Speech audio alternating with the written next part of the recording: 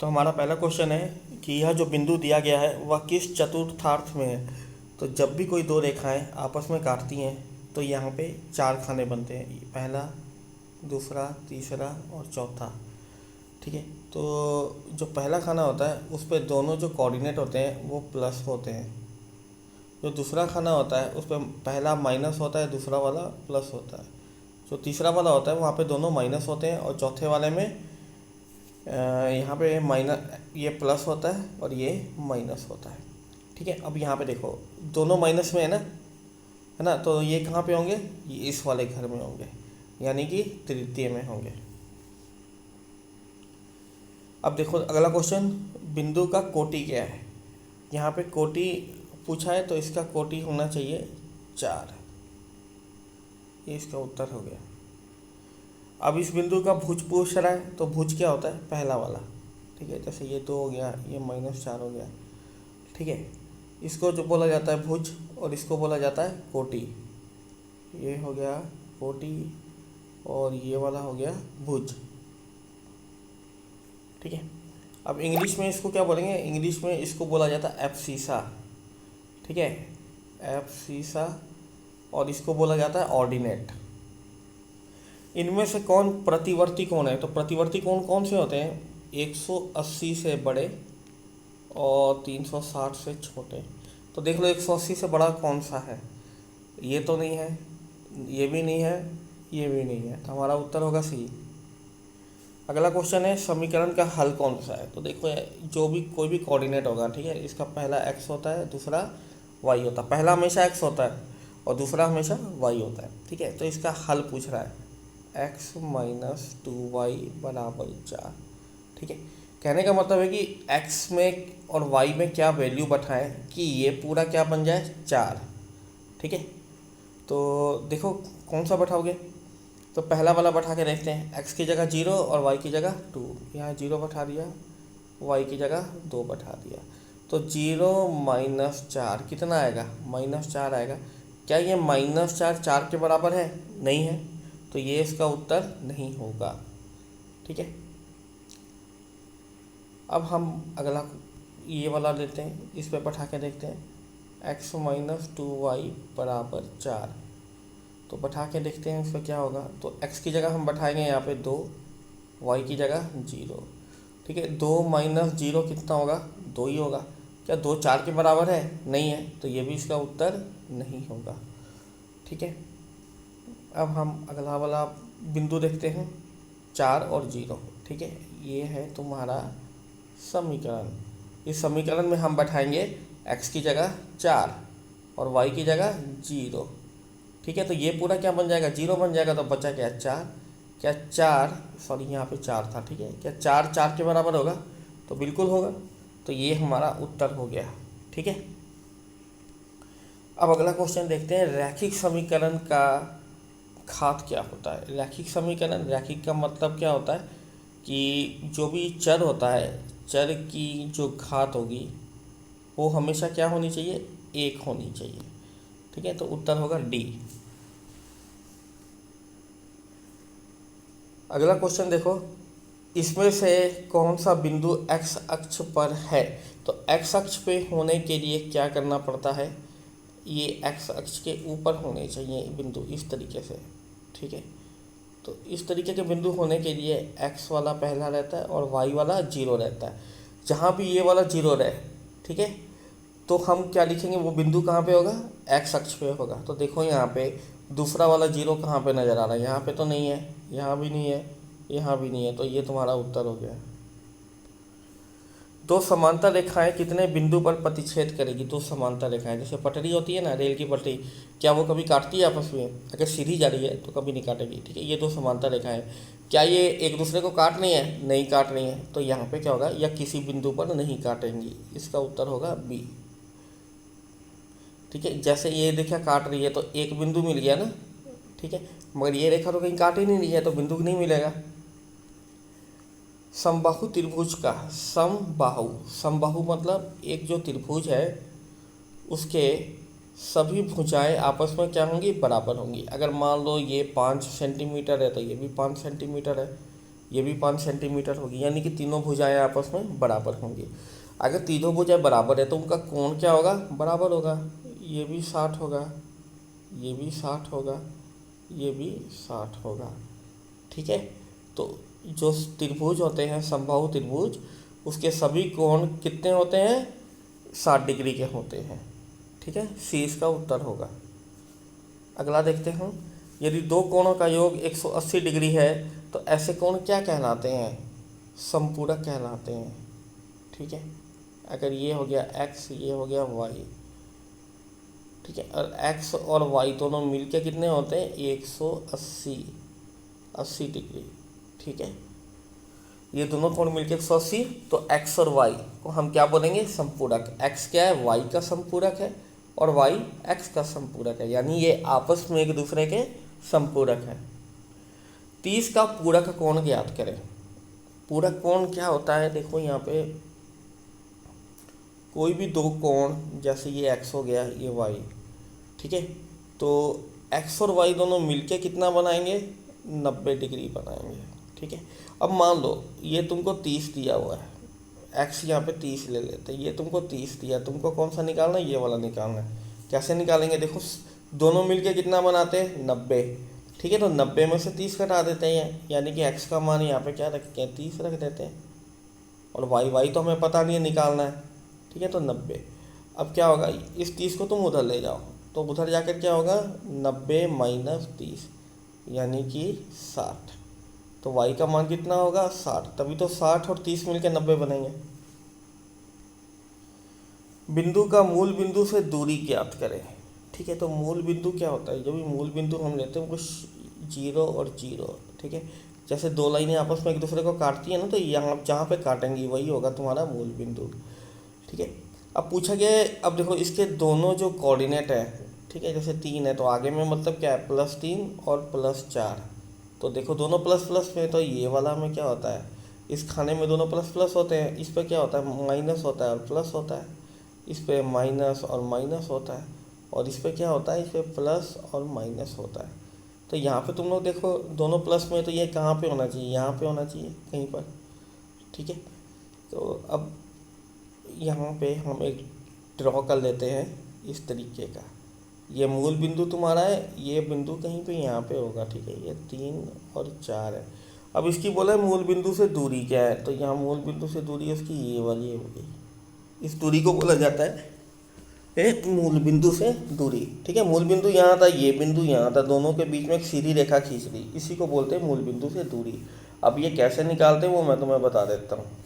ठीक है, माना तुम्हारे पास कोई दो बिंदु हैं, ठीक है ना, शुरू में मान के चलो, मानो पहला बिंदु तुम्हारा x1, दूसरा बिंदु y1, सॉरी है ना, ये एक ही बिंदु है, उसका पहला कोऑर्डिनेट x1, दूसरा कोऑर्डिनेट y1, ये दूसरा बिंदु है x2 और y2। तुमको बोला है दोनों के बीच की दूरी निकालनी है। कैसे निकालते हैं, वर्गमूल लेंगे। ठीक है, अब देखो पहले बिंदु का x1 और दूसरे बिंदु का x2, दोनों का अंतर ले लो, x1 माइनस x2, उसका क्या आ जाएगा, स्क्वायर आ जाएगा। फिर बीच में क्या आएगा, प्लस, फिर हम लेंगे y1 y2, पहले बिंदु का y1, दूसरे बिंदु का y2, दोनों का अंतर ले लेते हैं। ठीक है, तो ये फार्मूला होता है, ये फार्मूला हम यहाँ पे यूज करेंगे। कैसे करेंगे वो भी बताता हूँ। ठीक है, कुछ ऐसे था। अब ज़रा ध्यान से देखो, ये तुम्हारा हो गया x1, ये हो गया तुम्हारा y1, मूल बिंदु तो दिया नहीं है, तो मूल बिंदु तो 0 0 होगा ना। ठीक है, तो पहले हमने क्या लिखना है, x1, तो x1 मेरा क्या हो गया, 3 हो गया, और x2 क्या हो गया, ये 0 हो गया, इसका स्क्वायर, प्लस उसके बाद क्या है y1, तो तुम्हारा यहाँ पे y1 कौन सा हो गया, y1 हो गया ये 4, और y2 जो है वो ये वाला हो गया, इसका स्क्वायर। ठीक है, तो तुमको समझ में आ गया होगा कैसे बनाना है। तो अब देखो 3 में से 0 घटाओगे तो तुमको क्या मिलेगा, 3 ही मिलेगा, और 3 के ऊपर में क्या है, स्क्वायर है, तो 3 का स्क्वायर आ गया, प्लस 4 माइनस 0, तो 4 में से 0 घटाओगे तो क्या मिलेगा, 4 ही मिलेगा तुमको, तो ये तुम्हारा आ गया स्क्वायर। ठीक है, अब तुमको क्या करना है, इसका उत्तर निकालना है। तो 3 का स्क्वायर कितना होता है, 9, 4 का स्क्वायर 16, 16 और 9 मिलके होता 25, और 25 का वर्गमूल तुम जानते ही हो कि 5 होता है। ठीक है, तो इसका उत्तर क्या आ जाएगा? 5। इसके बाद हम अगला क्वेश्चन देखते हैं, के का मान ज्ञात करें जब x और y ये दोनों दिया हुआ है और ये तुमको एक समीकरण दिया हुआ है। ठीक है, तो समीकरण कुछ इस तरीके से 2x + 3y = k, ये तुम्हें दे दिया गया है। तुम्हें बोला गया है कि k का मान क्या होगा, ये ना k का मान हमें निकालना है। और यहाँ पे x और y का मान तुम्हें दिया हुआ है, जरा ध्यान से देख लो, दिया है ना। x की जगह क्या दिया है? 2, तो देखो ये तो 2 पहले से ही है। x की जगह में तुमने क्या बैठाना है? ये 2 बैठाना है, तो बैठा दो 2। 3 लिख लेते हैं। y की जगह में क्या बैठाना है? 1 बैठाना है यहाँ पे। ठीक है, यहाँ ध्यान से देख लो, यहीं पे दिया हुआ है तुम्हें। ठीक है, प्लस था इस तरीके का। y की जगह बैठाना है 1, तो बैठा दो यहाँ पे 1। अब 2 दूना कितना होता है? 4, और 3 एकम 3 बराबर के। अब 4 और 3 मिलके हो गया 7, तो के बराबर आ गया तुम्हारा 7। ठीक है, इसको एक बार फिर से देखो, कहीं तुम्हें डाउट होगी। तो ये तुम्हारा था इक्वेशन, समीकरण तुमको दिया हुआ है यहाँ पे। ठीक है, यहाँ पे देखो 2 है, लिख दिया। यहाँ पे जो तुमको x नज़र आ रहा है ना, तो x की जगह में क्या दिया हुआ है? 2, तो 2 रख देंगे। फिर 3 हम लिख लेते हैं। y दिख रहा है तुमको यहाँ पे, y की जगह में क्या दिया हुआ है? 1, तो हम 1 रख देंगे। बराबर क्या है? k है। 2 दूना 4, 3 एकम 3, तो 4 और 3 7। ठीक है, तो 7 तुम्हारा उत्तर आ जाएगा। ये वाला तो हमने बता दिया है मूल बिंदु से। ठीक है, आकृति में पी क्यू और पी आर बराबर हैं ये। ठीक है, पी क्यू और पी आर ये तुमको दे दिया है, पी से क्यू और ये पी से आर, ये दोनों क्या तुमको दिए हुए हैं? बराबर दिए हुए हैं। ठीक है, यानी दोनों बराबर है, ये और ये बराबर है। इस तरीके से हम लिखते हैं। कोण P तुमको कितना दिया हुआ है? 40 दिया है, तो PRT बोला है निकालने के लिए, यानी ये कोण तुम्हें निकालने के लिए बोला गया है। अब तुम एक चीज़ तो जानते हो कि अगर ये दोनों आपस में बराबर हो, ठीक है ना, ये वाली और ये वाली भुजा बराबर है, तो इनके आमने सामने का कोण भी क्या होता है? बराबर होता है। तो इसके सामने का कोण ये वाला और इसके सामने का कोण ये वाला आपस में क्या होंगे? बराबर होंगे। ठीक है ना, तो हम क्या करते हैं, यहाँ पे देखो ये और ये बराबर था, तो इनके आमने सामने के कोण भी बराबर होंगे। अगर ये दोनों बराबर होंगे तो मान लो कि ये x है, तो ये भी कितना होगा? x ही होगा। ठीक है, और त्रिभुज में तुम ये जानते हो कि तीनों कोणों का योग कितना होता है? 180। तो 40 ये वाला x और ये वाला x मिलके कितने बनाएंगे? 180 बनाएंगे। ठीक है, 180 डिग्री। अब देखो ये जो 40 है ना, इसको तुम कहाँ लेके जाओगे? इधर लेके चल जाओगे। तो जब बराबर के उधर जाएगा तो कितना हो जाएगा? ये हो गया तुम्हारा x और x मिलके 2x। 180 माइनस 40, ये 40 जब उधर चल गया तो माइनस हो गया, और ये x और x मिलके कितने बन गए? 2x बन गए। ठीक है, तो 2x बराबर 180 में से 40 जाएगा तो कितना बचेगा? 140 ही बचेगा। ठीक है, अब जो तुमको 2 दिखाई दे रहा है ना, ये वाला जो 2 है वो 140 के नीचे ले जाओ। ठीक है, तो यहाँ पे क्या बचेगा? x बच जाएगा, x बच गया 140, ये 2 क्या हो गया? 140 के नीचे चल जाएगा, तो कट के कितना आएगा? 70। तो x का वैल्यू कितना आ गया? 70 आ गया। ठीक है, अब यहाँ पे ध्यान से देखो, ये वाला आ गया तुम्हारा 70, ये भी कितना है? 70, कि दोनों x थे और x का वैल्यू हमारे पास कितना आया था? 70 आया था। ठीक है, तुमको निकालने के लिए क्या बोला है? ये वाला निकालने के लिए बोला है ना। अब यहाँ पे जरा ध्यान से देखो, ये टोटल मिलके कितना बना रहा है? 180। ये तो हमें निकालना था y, तो 70 + y बराबर 180 डिग्री। ठीक है ना, ये कुछ लाइन इस तरीके से जरा ध्यान से देख लो, ये 70 हो गया तुम्हारा, ये हो गया y, है ना, और ये टोटल मिलके कितना बनाता है? 180। 70 को उधर ले जाओ, तो 180 में से अगर 70 चल गया है तो 110 ही बचेगा। ठीक है, तो ये तुम्हारा उत्तर आ गया। एक बार इसको फिर से देखो, यहाँ पे तुमको क्या दिया है? पी क्यू और पी आर बराबर दिया है ना, यानी पी क्यू और पी आर अगर बराबर है तो इनके आमने सामने का कोण भी क्या होगा, बराबर होगा। तो ये x है तो ये भी x होगा, ठीक है। और तुम एक चीज़ जानते हो कि जो भी त्रिभुज है ये क्या बन गया है, त्रिभुज। त्रिभुज के तीनों कोणों का योग कितना होता है, 180 होता है ना, होता है ना। तो ये 40 प्लस ये वाला x प्लस ये वाला x, तीनों कोण हो गए, कितना होता है सम, 180 डिग्री, है ना। 40 को 40 रहने तो अभी, अब x के आगे कुछ नहीं है तो क्या है, एक तो है ना, यहाँ भी एक है, दोनों एक जैसे हैं, तो x और x मिलके कितना बनाएंगे, 2x बनाएंगे। इधर में है 180, अब इस 40 को तुम उधर ले जाओ तो बराबर के उधर जाएगा, तो 180 में से 40 चल जाएंगे तो कितना बनाएंगे, 140 बनाएंगे। अभी जो 2 है वो 140 के नीचे चल जाएगा, यहाँ पे x बच जाएगा, तो 140/2 कटेगा तो कितना आ गया, 70 आ गया ना। तो x का वैल्यू क्या आ गया बच्चों, 70।